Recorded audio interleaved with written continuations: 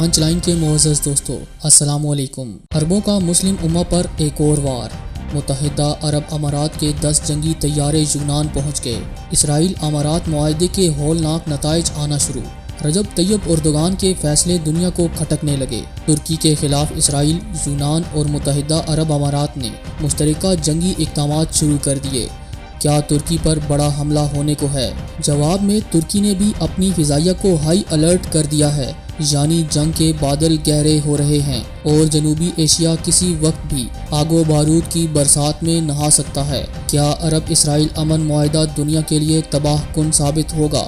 کیا عرب قوم مسلم امہ پر ہی چڑھ دوڑے گی اور دیگر اسلامی ممالک نے خطرے کو بھانپتے ہوئے کس قسم کی تیاریاں شروع کر دی ہیں؟ حالات کے بدلتے پہلو کس سنگینی کی جانب اشارہ کر رہے ہیں؟ آج ہم آپ کو اسی حوالے سے اہم معلومات فراہم کرنے کی کوشش کریں گے۔ تاہم نئے شامل ہونے والے دوستوں سے التماس ہے کہ پنچ لائن کو سبسکرائب کر کے بیل نوٹیفیکیشن بھی آن کر لیں تاکہ آپ تک خطے کی اہم اور تازہ صورتحال بروقت پہنچ سکے۔ تو آئیے چلتے ہیں موضوع کے اصل حصے کی جانب۔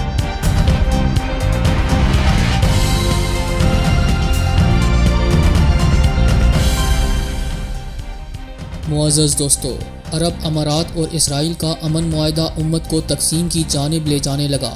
اسلامی ممالک ہی اپنے برادر ممالک کے خلاف بڑی سازشیں رچانے لگے، جس کے بعد احادیث اور پیشگوئیوں کے پورے ہونے کا انتظار کیا جا رہا ہے۔ تازہ ترین اطلاعات کے مطابق متحدہ عرب امارات ترکی سے دشمنی میں ہر حد پار کر گیا۔ عرب ملک نے یورپی ملک یونان کو مسلمانوں سے لڑنے کے لیے F-16 جنگی طیارے فراہم کر دیے۔ ترکی اور یونان کے درمیان بحیرہ روم میں تیل اور گیس کی تلاش کے حوالے سے کشیدگی جاری ہے۔ ترکی نے سمندر کے جس حصے میں گیس دریافت کی ہے، یونان کے مطابق یہ علاقہ اس کا ہے۔ یونان کے اس دعوے میں یورپی ممالک، امریکہ، اسرائیل، حتیٰ کہ عرب ممالک بھی ساتھ ہیں اور ترکی کے خلاف یونان کی کھل کر مدد کر رہے ہیں۔ تشویش کی بات تو یہ ہے کہ متحدہ عرب امارات غیر مسلموں کے ہاتھوں کھیلتے ہوئے میدان جنگ میں کود چکے ہیں۔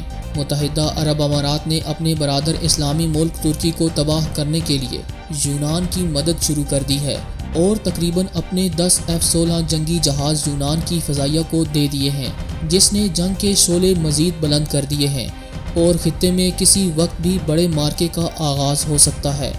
معزز دوستو، دوسری جانب متحدہ عرب امارات کے اس اقدام پر ترکی نے کہا ہے کہ ہم بھی پوری طرح تیار ہیں۔ رجب طیب اردوغان کی جانب سے ترک فضائیہ کو ہائی الرٹ جاری کر دیا گیا ہے، جبکہ ترک فضائیہ نے اپنی بحریہ کے ساتھ مل کر جنگی مشقیں بھی شروع کر دی ہیں۔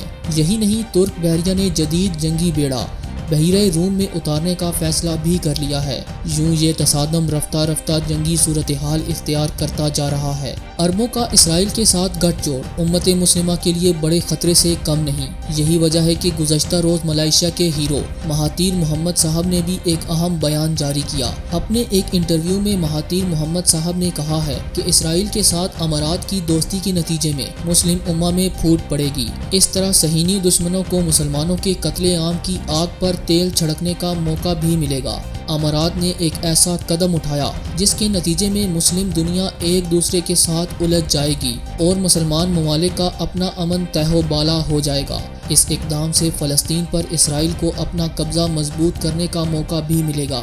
فلسطینیوں اور فلسطینی قوم کے ہمدردوں کی طرف سے امارات کے اسرائیل کے ساتھ معاہدے پر رد عمل سے ظاہر ہوتا ہے کہ مشرق وسطیٰ میں جاری محاذ آرائی طول پکڑے گی۔ اس بیان کے بعد متحدہ عرب امارات نے ملائیشیا پر بھی تنقید کے نشتر برسانا شروع کر دیے ہیں اور ترکی سمیت ملائیشیا کو بھی سخت وارننگز دی جا رہی ہیں۔ اس عمل سے آپ اندازہ لگا سکتے ہیں کہ مستقبل قریب میں کس قسم کے حالات پیدا ہوں گے۔ پاکستان نے بھی محتاط موقف اپناتے ہوئے اسرائیل کو تسلیم کرنے سے انکار کر دیا ہے۔ تاہم سعودی عرب اور چند دیگر اسلامی ممالک آمدہ دنوں میں اسرائیل تسلیم کرنے کا اعلان کر سکتے ہیں۔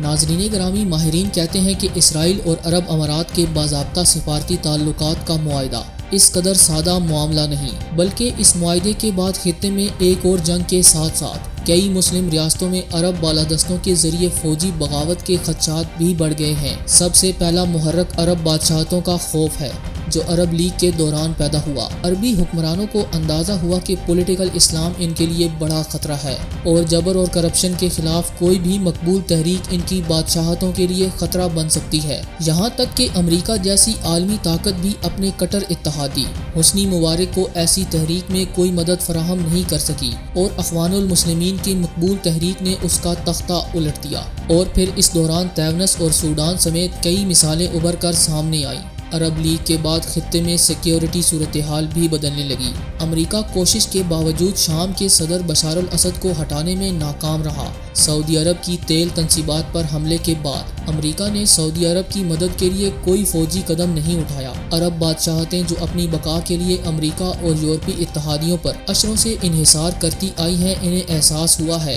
کہ اب یہ اتحادی شاید ان کے کام نہ آ سکیں۔ ایران نے خطے میں پراکسی جنگ تیز کی اور اسے لبنان، شام اور عراق سے بڑھا کر یمن تک لے گیا، جس کے بعد عرب بادشاہتوں کو خطرے کا احساس بڑھ گیا۔ سابق امریکی صدر باراک اوباما کے دور میں ایران کے جوہری پروگرام پر معاہدے نے عرب ریاستوں میں خوف پیدا کر دیا تھا اور انہیں لگا کہ واشنگٹن اب ایران کے جوہری پروگرام کو تباہ کرنے کے عزم سے پیچھے ہٹ گیا ہے اور ایران کو صرف پابندیوں کے بوجھ تلے دبا کر رکھنا چاہتا ہے۔ امریکہ کے مقابلے میں اسرائیل کی ایران مخالفت میں رتی بھر بھی کمی نہیں آئی۔